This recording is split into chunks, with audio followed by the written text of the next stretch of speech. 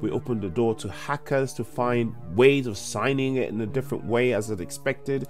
Good news, bad news. Let's start with the good news. The number of accounts holding one Bitcoin, like one whole Bitcoin at least, has reached 1 million. So there are at least 1 million addresses, as in 1 million wallets that hold at least one Bitcoin and up. That is huge. That makes Bitcoin really decentralized and resilient, right? It also means that adoption is growing. Of course, I'm not saying there are 1 million individuals holding at least one Bitcoin. What I'm saying is there are 1 million addresses. So many of those addresses, many of those wallets might be owned by the same people. But the whole point is Bitcoin decentralization is growing rapidly, and this is a landmark that is really, really awesome, and we should celebrate it. Now for the bad news. Now someone has decided to take Bitcoin, which is a one asset protocol, and find a way to try and make Bitcoin Ethereum. So what they've done is they've created the Ordinals protocol,